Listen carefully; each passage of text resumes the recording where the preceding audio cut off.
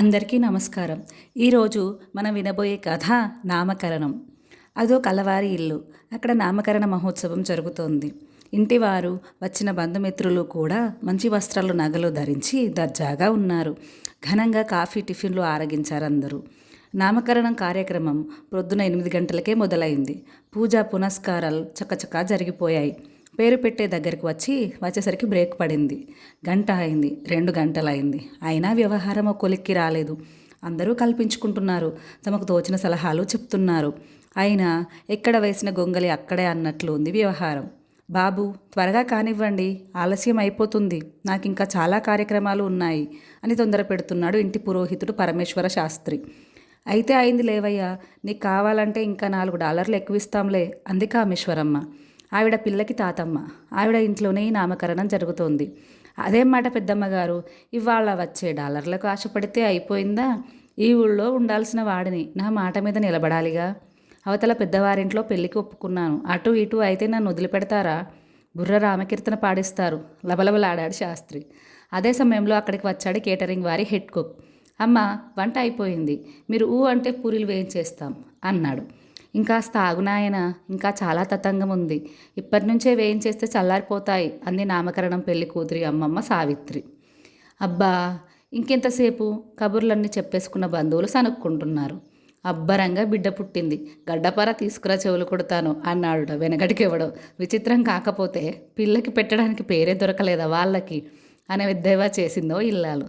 పసిపిల్ల నిద్రపోతోంది నిశ్చింతగా. ఆ పాప తల్లిదండ్రులు మాత్రం బుర్ర వేడెక్కిపోయేలా ఆలోచిస్తున్నారు. ఇవాళే కాదు, చాలా రోజులుగా ఇలాగే ఆలోచిస్తున్నారు. వెంకటేశ్వరరావు, సుబ్బలక్ష్మి దంపతులు. ఇద్దరూ చాలా తెలివైన వాళ్ళు. ఇద్దరూ సాఫ్ట్వేర్ ఇంజనీర్లే. వెంకటేశ్వరరావు 6 నెలలు అమెరికాలో, 6 నెలలు ఇండియాలో ఉంటాడు. లక్ష్మి ఇండియాకి, సింగపూర్కి తిరుగుతుంటుంది. ముందర చదువులతోనూ, ఆ తర్వాత ఉద్యోగాలతోనూ ఊపిరి సలపకుండా గడిపేసిన దంపతులకు పెళ్ళైన 6 ఏళ్లకు పిల్లల మీద ధ్యాస మళ్ళింది. పిల్లలు కావాలని నిర్ణయించుకున్నారు. 6 నెలలు గడిచినా ఏ సూచన కనిపించకపోయేసరికి కంగారు పడిపోయారు. ఏదైనా మంచి సంతాన సాఫల్య కేంద్రం డాక్టర్ని సంప్రదించాలనుకున్నారు.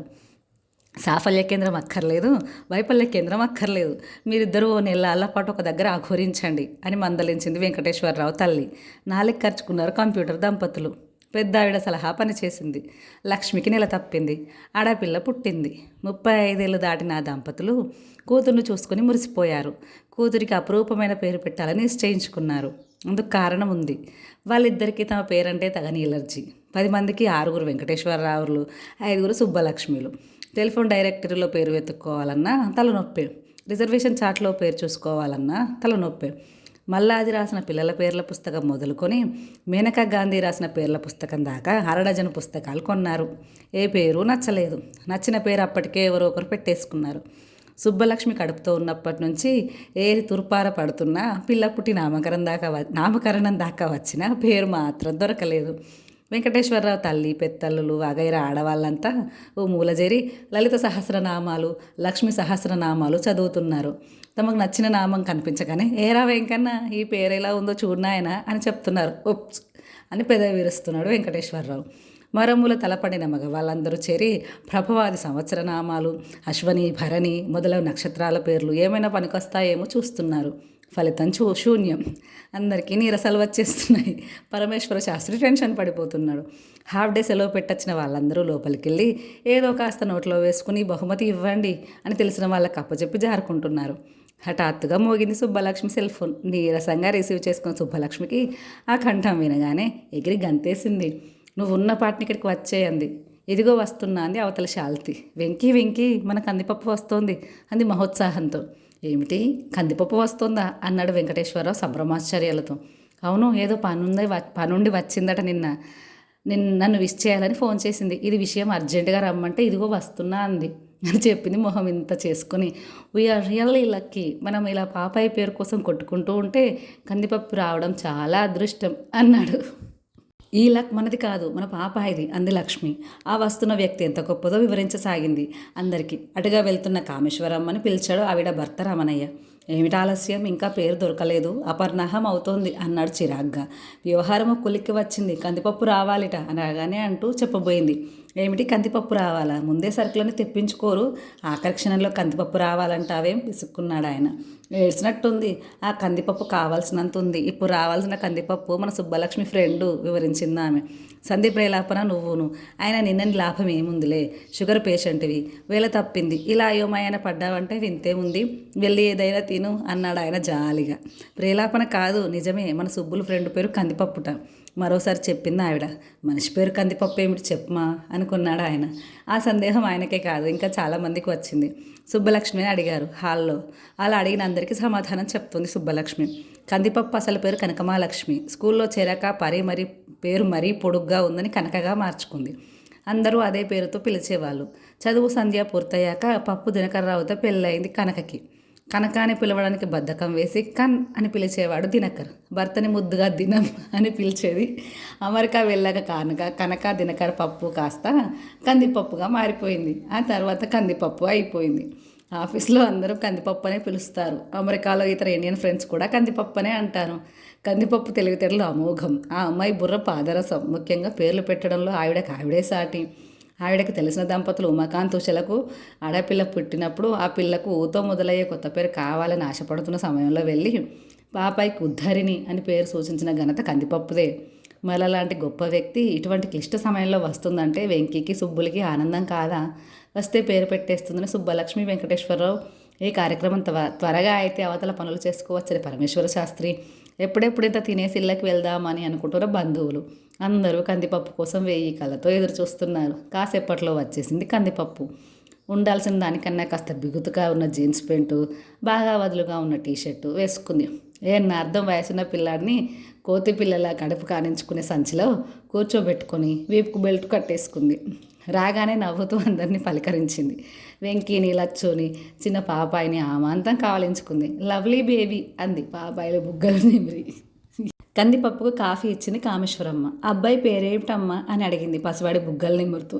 కుంక అని చెప్పింది కందిపప్పు. కుర్ర కుంక అని ముద్దుగా అంటాంలే అమ్మ, అసలు పేరేమిటి అన్నాడు రమణయ్య. వాడు అసలు పేరే కుంక తాతయ్య గారు అంది కందిపప్పు. అదేం పేరమ్మా, ఎక్కడ వినలేదే అంది వెంకీ తల్లి. మరదే కందిపప్పు స్పెషాలిటీ అన్నాడు వెంకీ. గర్వంగా నవ్వింది కందిపప్పు. నాకు అనిల్ కుంబ్లే అంటే ప్రాణం, దినం కపిల్ దేవ్ అంటే పడి చచ్చిపోతాడు, వాళ్ళిద్దరు పేర్లు కలిసి వచ్చేలా కుంక అని పెట్టేశామంది. అందరూ వెర్రిమొహాలు వేశారు. వెంకీ, సుబ్బులు గర్వంగా చూశారు. మా పాపాయికి మంచి పేరు పెట్టాలి అంది సుబ్బలక్ష్మి. ఓస్, దానికేం భాగ్యం, నువ్వు ఇందాక చెప్పావు కదా, దారిలో ఆలోచించి మరీ పేరు ఆలోచించాను. యూనిక్ నేమ్ అంది కందిపప్పు. ఏంటది అడిగింది సుబ్బులు. చెవిలో చెప్పింది కందిపప్పు. యురేకా అని అరిచింది. సుబ్బులు భర్త చెవిలో ఊదింది. అతని మొహం చింకి చేటంత అయింది. పేరు దొరికింది, అందరికీ తెలిసింది. కలకలం చెలరేగింది. ఆ మూల ఈ మూల చేరి కునికిపాట్లు పడుతున్న వాళ్ళందరూ అక్కడికి వచ్చేశారు. పరమేశ్వర శాస్త్రి ప్రాణం లేచి వచ్చింది. ఆ రండి నాయన, ఆ అమ్మ ఆ దీపారాధనలో కాస్త నూనె వేయండి అంటూ హడావిడి పడిపోయాడు. దంపతులు పీటల మీద కూర్చున్నారు. పసిబిడ్డని సుబ్బులకి అందించారు. బియ్యం పళ్ళెం వెంకటేశ్వరరావు చేతికి అందించాడు. శాస్త్రి మంత్రాలు చదువుతూ ఉంగరం కూడా అందించి, ఇంక రాయి నాయన, నాకు తెలుగు రాదు కదండి అన్నాడు వెంకటేశ్వరరావు వెర్రిమొహం వేసి. వచ్చిన భాషలో రాయి, ఏ భాష రాకపోతే పిచ్చిగీతలు గీయి అన్నాడు విసిగెత్తిపోయిన శాస్త్రి. అందరూ గొల్లున నవ్వేశారు. సరే కానీ రాయి, మాసనామం ఏం పెడదాం గౌరీ అని రాయి అన్నారు శాస్త్రి. రాశాడు వెంకీ. తర్వాత నక్షత్రం నామం టాటీ టోటం అనే అక్షరాలతో రావాలి కదూ, టిక్కి అందాం. రాసే వెంకీ అన్నారు శాస్త్రి. రాసేశాడు వెంకీ. ఇక వ్యావహారిక నామం, నువ్వు పెట్టాల్సిన పేరు రాసేశాడు వెంకీ. పాప కుడి చెవిలో ఆ పేరు చెప్పు, అందరూ అక్షింతలు తీసుకోండి అన్నారు శాస్త్రి అందరికీ అక్షింతలు ఇస్తూ. ఇక చెప్పు నాయన, నీ కూతురు పేరేమిటి అడిగాడు శాస్త్రి. అందరూ కుతూహలంగా చూస్తున్నారు. మధుమేహ గర్వంగా చెప్పేశారు వెంకీ. ఒక్క క్షణం నిశ్శబ్దం. శాస్త్రి ముందు తేరుకున్నాడు. శభాష్, బాగుంది నాయన. గౌరీ టిక్కీ మధుమేహ నామ్ని దీర్ఘాయుష్మావతి భవ శతమానం భవతు అని ఆశీర్వదించి నామకరణ కార్యక్రమం ముగించాడు శాస్త్రి. అందరూ అక్షింతలు జల్లి ఆశీర్వదించి భోజనాలకు వెళ్ళిపోయి అక్కడ గుసగుసలాడుకున్నారు. ఏం పేర్లో ఏం గోలో, ఆ మధ్యన ఓ పిల్లకి రుద్రాక్ష అని పేరు పెట్టారు అన్నాడు ఒక ఆయన. ఏం చేస్తాం మరి, కొత్తదనం కావాలంటే ఇంతే మరి అన్నాడు ఇంకో పెద్ద మనిషి. రమణయ్య బఫే తినలేదు, అందుకే ఆయనకి విడిగా వడ్డించింది. ఇదేం పేరండి, ఇంతా చేసి బిడ్డకు జబ్బు పేరు పెట్టారేమిటి అంది దీనంగా. ఏం చేస్తాం, ఆ కందిపప్పు సెలక్షను. పూర్తి పేరాలకు పిలవరుగా మధు అని, ఇంకా బద్ధకం అయితే మేహ్ అని పిలుస్తారు ఓదార్చాడు ఆయన. అంతేలేండి, మనం ఏవైనా అంటే సుబ్బులకి కోపం వస్తుంది, దానికి కోపం వచ్చిందంటే దాని మొగుడి కలక వస్తుంది అంది కామేశ్వరమ్మ. అవునవును. కందకి లేని దురద కత్తిపీటకెందుకు అన్నట్లు ఆ పేరు పెట్టి వాళ్ళంతా ఆనందపడుతుంటే మనకెందుకు బాధ? మనం కావాలని మన ఇంట్లో శుభకార్యం ఏర్పాటు చేసినందుకు అంతా సవ్యంగా జరిగింది. అదే 10,000 అన్నాడాయన. ఈ కథని మనకు అందించిన వారు శ్రీమతి పొత్తూరు విజయలక్ష్మి గారు. ఈ కథ మీకు నచ్చిందా? నచ్చితే లైక్ చేయండి, షేర్ చేయండి, కామెంట్ చేయండి. ఇలాంటి మరెన్నో కథల కోసం మన కథల ప్రపంచం ఛానల్ని సబ్స్క్రైబ్ చేసుకోండి. Thanks for watching. జై హింద్.